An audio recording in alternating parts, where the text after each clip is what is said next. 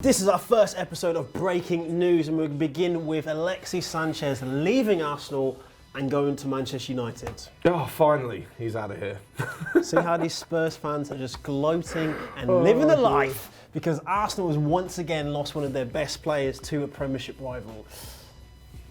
Not a Premiership rival, but you've had it happen many a time at Spurs as well. I know what you're feeling, and as speculation has been mounting, I'm sure I'll face it in the future, so I'm just going to take this moment to enjoy it. To enjoy the fact that Alexis is gone. Yeah, I think a lot of Arsenal fans are looking in the mirror and thinking, like, what is the future for our club? Obviously, when we do the 1-2 plug, we basically have debates about whose future's brighter. And one of the key cornerstones of what I used to say is that if we hold on to Sanchez, hold on to Ozil, then we're able to build. And this is just one of the key components of that building process just gone. Well, now that he's gone, maybe someone will step up. Yeah. Maybe Ozil would step up, being a big guy. There was never a clash between those two, was there? No. I think they worked really well together, and I think in the situation now, there's so much pressure on Ozil to be the guy. Whereas I think the main key point, which people don't talk so much about Sanchez, is he gets a lot of assists as well. Like, he can create his own goals, he can get assists, and he can score goals. So it's a situation where having a player who's a triple threat is super hard in the world we live in now. Like, some players can only do their own goals, and I think, like I said, can only score goals that are created for him. I don't think he can that's true. Link people up as well. He's a 3-in-1 player, kind of Sanchez. Exactly. Yeah, that's true. Well, I think on the flip side of that, that's probably why he's gone to United, because he's going to help them. Yeah. I think the pressure on Lukaku was massive. He did score the other night, but pressure was massive on him, and also on players like Marcus Rashford. Yeah. Like, to be like, you know, you're gonna be the guy if Lukaku's not firing, and Martial, who clearly is either hated or hates it. I don't know what goes on. Martial comes on. He does one of these guys. He comes on, does something sick, and you're like, yes, get him in a starting lineup. Starts, does crap. You take him off, and he's benched, and he repeats that cycle. Yeah. So maybe Sanchez is now like a figurehead, and maybe Ozil will stand up. I think if we go back to Rashford, I think it's a situation maybe this stunts Rashford's growth. Like, I think he's a player, young, hungry, English talent, and if he was playing the, say, Championship, he'd be going for ridiculous money if someone tried to sign him. So him being at Man U, he needs to be playing, he needs games, where if Sanchez comes in, he's stealing game time from Rashford, which impacts England. I think England need him definitely starting every game. No, I agree with that, actually. Because Sanchez is a finished article, he's not going to get any better, he's already good, I think he's going to stay good for longer than Van Persie did. Van Persie really gave him one season, that's all they needed. Yeah, he went down the can, Whereas I think Sanchez is good for another 3 seasons, and he trains and works ridiculously hard. So, like, as an Arsenal fan, like, Sanchez is a major loss. Like, the difference between Sanchez and Van Persie is Van Persie's movement was ridiculous. Like, people never acknowledge the amount of times Bellerin or someone would cross it in, and Van Persie would just be running the right direction just to get a little flick that he used to always do.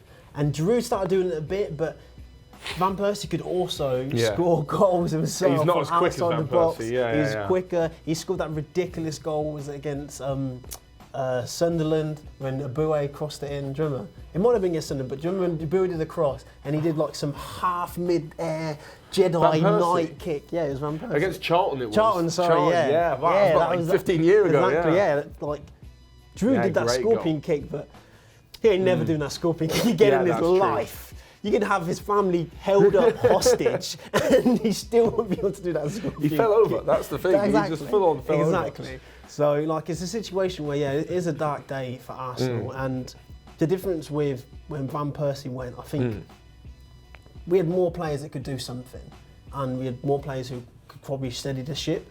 Right now, it showed the weekend, we struggle to create, and unless Ozil's there, giving some amazing assists to someone, for all that Jack Wilshere's doing in terms of getting more applauded, he's definitely getting back into shape, but he didn't get an assist for a goal that game, but he's getting a lot of praise for simply just running around and doing some good stuff. So I think the future for Arsenal is very shaky.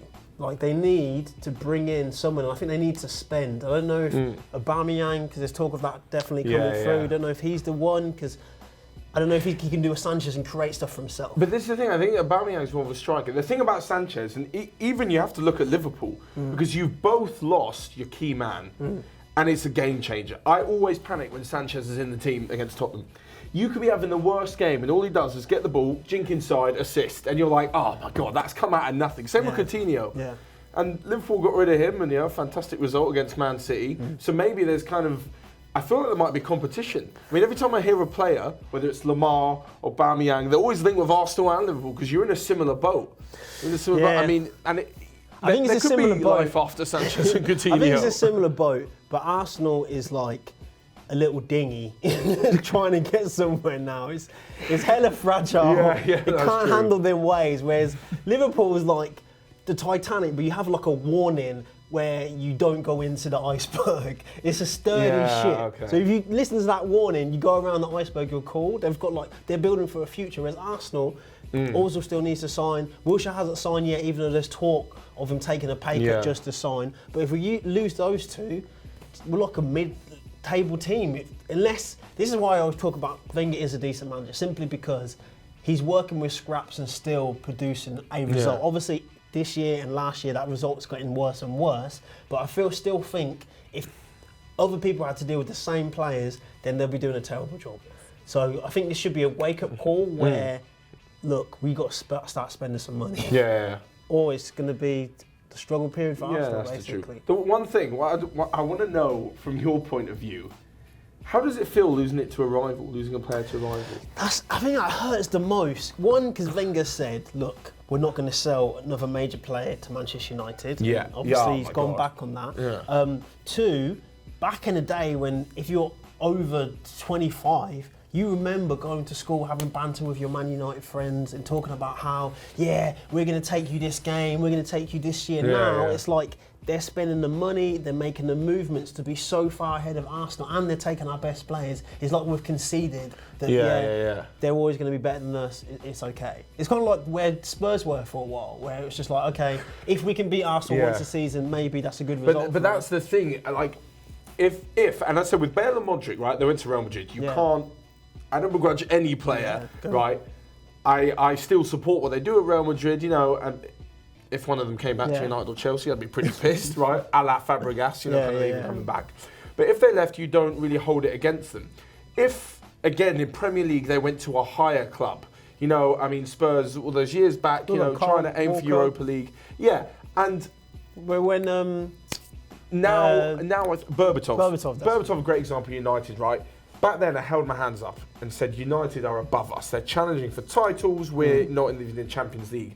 But now, I think that Arsenal are on a level where you're challenging for the same thing as United. So Sanchez hasn't left for a bigger sort of operation. Left for Barcelona or Real Madrid has got the history. Obviously, Man U has history, but every player in the world wants to pay for them. Even Van Persie left for a period when United were winning titles, and Van Persie left and won stuff.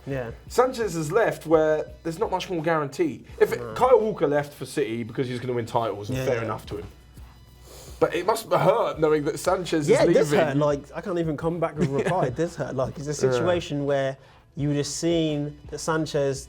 We won FA Cups with Sanchez. I'm not saying he was the key component in every single game, but we still won it with Sanchez. So we got a bit of our money back, but every Arsenal fan wants a Premiership title. It's been so long, it's the main talking point. We can win the Champions League and people will still be talking about, you won the Premiership. So it's a situation where that will always be the forefront of our minds. And when you go to the Emirates, you see all of the little trophies in terms of pictures that go around the whole stadium on the outside. So there was a while when I was working there was a good period where it was just like 2005, and there was a massive gap where we didn't win anything. So I was like, this actually looks a little bit ridiculous now. But then we started winning FA Cups again, and everyone thought that, okay, we're winning FA Cups, we brought in Sanchez, we brought in also, it's going to be the stepping stone for us to have our revival. And then we could say, well, we were fourth for a while, but Man U had to go all the way to sixth before they got back to the top. But the situation is now like, we were fourth for a while, and we won some FA Cups. Then we peaked at second because you threw it away in the bag, basically.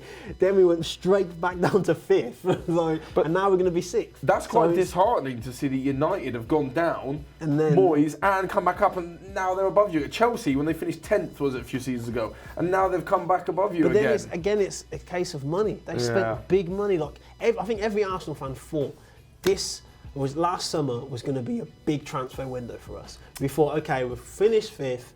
they're going to pull it out the Bought in bag Lacazette, now. good intentions, good start. But then we thought it was going to be, okay, we're going to bring in a centre-back, we might bring in like a steely midfielder. Yeah. Like, it's a situation where Arsenal need a clear out. There needs to be like, for want of a better phrase, a night of the long knives in which they just cut through all of the chaff that's in the Arsenal squad. Because as players, I'm just going to rattle off. If you disagree with me in the comment section, let me know. But basically, Ramsey's not good enough. Iwobi's not good enough. Welbeck's not good enough. Man like Welbeck is a situation where get rid of him as well.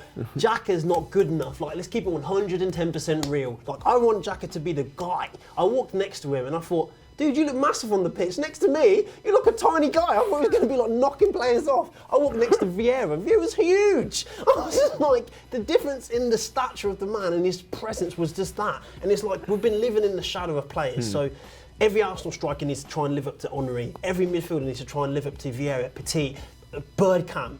Every defender needs to live up to Tony Adams, and there's not been a decent sign that's been able to do that. Like, I love Koscielny, he puts in a shift, but every so often he makes a silly mistake, and he doesn't command the defence where you just respect him. So, man, Sanchez had that graft. I feel like Sanchez is the only player with Ozil that could fit into the Invincibles. Maybe not start, but he'd come off the bench and do something. He has the right character to fit in. Exactly. Absolutely. So, yeah, it's Sanchez to Man U. It's a situation where we say, it's happened. Do you think that Arsenal can move on from this, or is this the final nail in Wenger's coffin and Arsenal's coffin? Comment below, let us know your thoughts. Yep, thanks for watching, Matt. Thanks for joining us. No worries. I'm happy Look at this big smile on his face. Just end the video. Wish I had like a baseball bat. Sanchez's face. It can be like, out of here. I don't know what. Straight up.